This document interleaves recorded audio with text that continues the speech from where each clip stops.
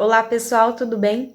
Gente, hoje eu vou explicar para vocês a diferença do que são fundos imobiliários de tijolos e o que são fundos imobiliários de papéis, tá? São ali duas subcategorias dos fundos imobiliários, só para a gente conseguir um pouquinho se nortear de quando compra um, de quando que compra o outro, quando que esse aqui tá pagando mais, aquele ali tá pagando menos. Nada do que eu falo aqui é recomendação de compra, tá, gente? Eu sou só uma pessoa comum, investidora pequena, começando também bem do básico, bem simples, e tô compartilhando aqui a minha jornada com vocês ao longo desses anos aí que eu venho estudando sobre o assunto, tá bom?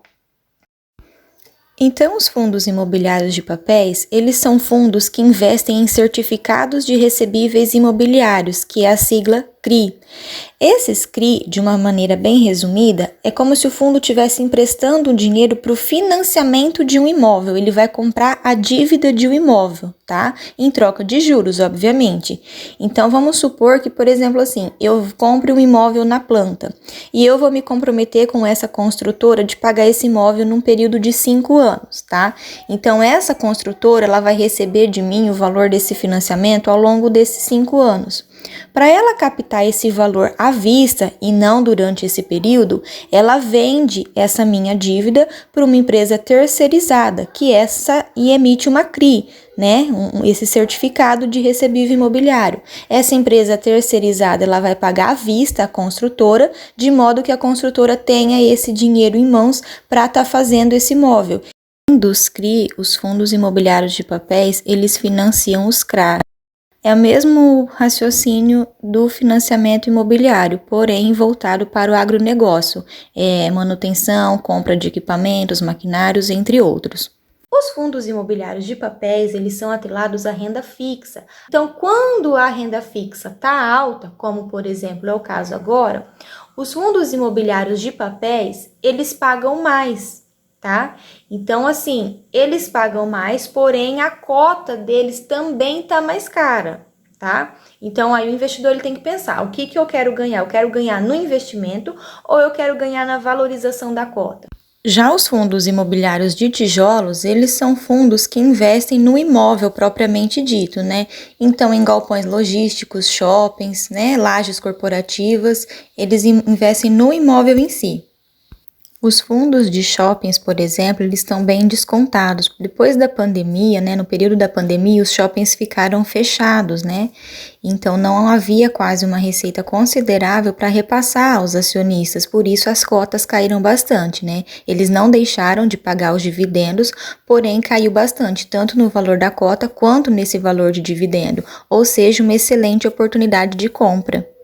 Mas quando esses fundos de papéis recuarem, os fundos de tijolos eles tendem a aumentar tanto na valorização quanto também no valor dos dividendos. Então existe aí sim esse equilíbrio e isso cabe ao acionista pensar qual que vai ser a estratégia dele, né? Qual que é a minha estratégia? Comprar barato, né? Porque quanto mais barato eu pago em determinado título, em determinada ação ou determinado fundo, valor eu compro mais cotas, né? Então vamos supor que eu tenha R$ 500.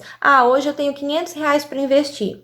O que é melhor? Eu investir num fundo que está custando R$ 100 ou num fundo que está custando 70, né? O fundo que está custando 70, eu vou conseguir comprar mais cotas do que um fundo que está custando 100. Né? Então, lá na frente, eu vou ter mais cotas que vai me gerar mais dividendos. Então, a ideia é que a gente tenha o quê? Uma carteira equilibrada. A Juliane falou que tem que pegar R$ 500 e comprar tudo em fundo de tijolo. Não, gente. Se eu tenho só R$ 500 para investir hoje, eu vou diversificar a minha carteira. O que é diversificar a carteira? A gente fala... Eu vou aportar um pouquinho em cada coisa, de modo que ela fique balanceada. Se uma coisa começar a cair, a outra vai sustentar. Nunca, fica aqui um alerta. Pegue tudo que você tem para investir e aloque somente em uma determinada empresa, ou num determinado fundo, ou em um determinado título. É sempre bom diversificar. Então eu tenho 5 mil, eu vou diversificar. Eu tenho R$ 1.000, eu vou diversificar. Eu tenho R$ 100, eu vou diversificar. Tá? Então, é muito importante a gente ter uma carteira equilibrada. Aqui eu peguei para mostrar para vocês um comparativo de dois fundos imobiliários.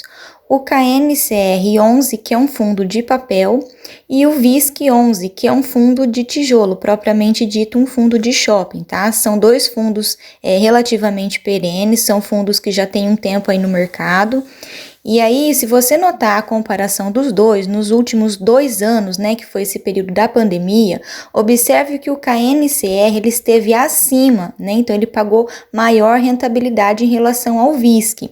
Porém, se a gente aumentar esse período num prazo de 5 anos, a gente observa que ele teve, em grande parte do tempo, acima do KNCR, o VISC, né, o VISC teve acima. Então, sim, é cíclico o mercado. Tem períodos em que ele esteve abaixo e o fundo de papel teve acima. Em contrapartida, teve período que o VISC teve acima e o KNCR abaixo. Por isso que a gente fala sempre da importância de diversificar, porque o mercado é cíclico. Então, haverá momentos em que um vai estar mais alto e outro vai estar mais baixo. E isso é totalmente normal dentro da renda variável.